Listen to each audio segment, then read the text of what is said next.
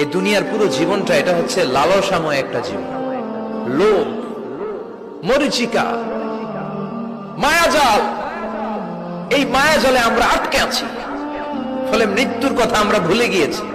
পাগলের মতো ছুটছি, আরো টাকা লাগবে, আরো খ্যাতি লাগবে, আরো যশ লাগবে, আরো দাপট লাগবে। আমার এত টাকা দিয়ে কি হবে? এত সম্পদ দিয়ে কি হবে? এত ব্যস্ততা দিয়ে কি হবে তোমার? স্টপ, থামুন, অনেক হয়েছে। আন্না,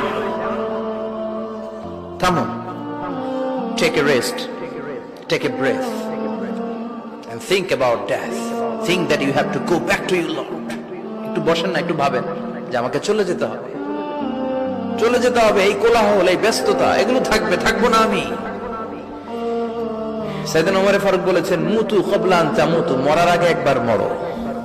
হাসিবু ক্বাবলা আন তুহাসাবু আলাইকুম, তোমার হিসাব নেওয়ার আগে তুমি একবার নিজের হিসাবটা করো না। কাগজ বের করে একটু লিখো না, কি কি ভালো কাজ করছিলা, যেগুলো দিয়ে নাজাতের ওসিলা হতে পারে। 1 2 3, আর কি কি আকাম কুকাম করছো দেখো না, লিখে দেখো তোমার অবস্থাটা কি। মরার আগে একবার মরো। মরার আগে খাটের মধ্যে শুয়ে শটান করে চোখ বন্ধ করে একবার মরার ভান করে দেখেন কেমন লাগে। চোখটা বন্ধ করেন আর ভাবেন আপনি নাই, কি কি হতে পারে ভাবেন। আপনার ছেলে মেয়েরা কান্না জুড়ে দিবে, আপনার প্রাণের স্ত্রী বিলাপ শুরু করে দিবে, বন্ধু বান্ধবের চিৎকার আর মাতম, স্থানীয় এলাকার মসজিদে ঘোষণা, অমুক এলাকার নিবাসী অমুক ভাই অমুকের ছেলে অমুক দুনিয়ায় নাই। সব আত্মীয়রা চলে আসবে, ফেসবুকে স্ট্যাটাস দেয়া হবে, সবাই সবাইকে জানাবে বিকাল 4টায় অমুক হাই স্কুল ময়দানে আপনার জানাজা।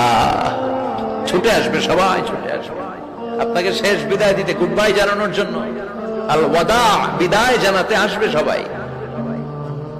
4 তাকবীর দিয়ে আপনার জানাজা হবে, অশ্রুসিক্ত জানাজায় আপনার বিদায় হবে। কাঠের খাটিয়ার মধ্যে করে কাঁধে তুলে আপনার কবরে নেওয়া হবে। আগে থেকে খুঁড়ে রাখা কবরটার মধ্যে আপনারে বিছিয়ে দেয়া হবে। বাঁশের কচি দিয়ে তার উপরে মাটির চাপা দিয়ে সব চলে যাবে। ভাবেন না একবার চোখ বন্ধ করে, this is the circle of life, this is the nature of life. এটা সবার হবে, আমার হবে, আপনার হবে।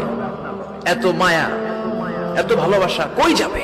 কেউ থাকবে না, সবাই আপনার অন্ধকার কবরে রেখে দিয়ে চলে আসবে। উপরে বাঁশের কঞ্চি, তার উপরে মাটির চাপা, অন্ধকার আর অন্ধকার।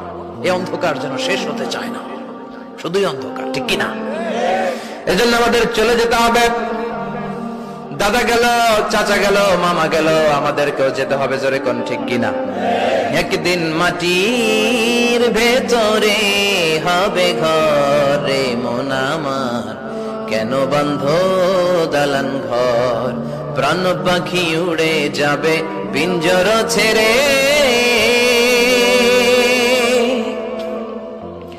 ধরা ধামে সবই রবে, তুমি যাবে চলে, বন্ধু বান্ধব যত, মাতা পিতা দ্বারা সুত, সবই হবে তোমার পরে, মন আমার কেন বন্ধ দালান ঘর, একদিন মাটির ভেতরে হবে ঘরে মন আমার, কেন বন্ধ দালান ঘর, ঠিক কিনা? সব করে থাকবে, চলে যেতে হবে আমাদেরকে।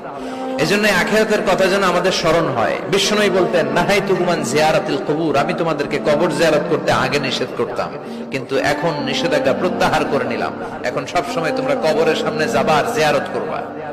কবরস্থানে জানতো বড়ুয়া কৃষ্ণপুরের এই গ্রামের কবরস্থান আছে কোন দিকে? পূর্ব দিকে আছে, গোখরার জলের ওদিকে। যান আপনারা, একটু যাবেন, একটু গেলে আখিরাতের কথাটা স্মরণ হবে।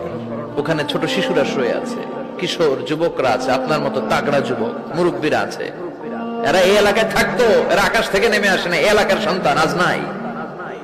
একটা সার্টেন পিরিয়ড শেষে আপনিও থাকবেন না। This is the nature of life, this is the circle of life. ছোট্ট শিশু হয়ে এসেছিলেন, শৈশব, কৈশোর, যৌবন, প্রৌঢ়ত্ব। আগে ছিলেন সিঙ্গেল, বিয়ে করে হয়ে গেলেন ডবল। এরপরে আল্লাহ আপনাকে একটা মেয়ে দিল, এরপরে মেয়েকে বিয়ে দিয়ে শ্বশুর হলেন, এরপরে ওই মেয়ের ঘরে সন্তান হতে নানা হলেন। আর কতদিন? অনেক দিন হলো তো, অনেক লম্বা সময় পেয়েছেন আপনি। Think about death. এবার যাওয়ার কথা ভাবেন, আখিরাতের সামানের কথা ভাবেন, ফিরে যেতে হবে। কি শক্তিশালী যুবক, বার্ধক্য চলে আসলে লাঠি ছাড়া চলতে পারে না। কুচকুচে কালো দাড়ি সাদা হয়ে যায়, দাড়ির শুভ্রতা, বয়সের ভার, রং ধরা যৌবন জং ধরে শেষ, ঠিক কিনা? This is the circle of life. যুবক ভাইরা, এটাই জীবন, চলে যেতে হবে, কেউ থাকতে পারবে না, ঠিক কিনা? এটা রিমাইন্ডার আল্লাহ এই সূরার ভেতরে দিয়েছেন যে তোমাদেরকে ফিরে যেতে হবে, এই লোভ লালসা ছেড়ে দাও। রব্বুল আলামিন বলেন, আলহাকুমুত তাকাসুর হাত্তা যুরতুমুল মাকাবির। ও গোলাম, দুনিয়ার সম্পদ, লোভ লালসা তোদেরকে পাগল বানিয়ে দিয়েছে। এই লোভ পাগলামি কোনোদিন তোদের থামবে না যতদিন না তোরা কবরে ঢুকবি, ঠিক কিনা? কার কথা? আল্লাহ বললেন, দুনিয়ার সম্পদ আর লোভ আর মোহে তোমরা গাফেল হয়ে গিয়েছো। আখিরাতের কথা বেমালুম তোমরা ভুলে গিয়েছো, কিন্তু আখিরাতে তোমাদের যেতেই হবে, কবরের বাড়িতে তোমাদের ঢুকতেই হবে, ঠিক কিনা? যেতেই হবে, আমরা ভুলে যাই। আলহাকুমুত তাকাসুর, অতিরিক্ত পাওয়ার লোভ, বেশি বেশি খাওয়ার লোভ, বেশি বেশি জমানোর লোভ মানুষকে গাফেল বানিয়ে দিয়েছে। এটা মানুষের স্বভাব, আরো চাই আরো চাই, এই স্বভাবটা আছে না নাই?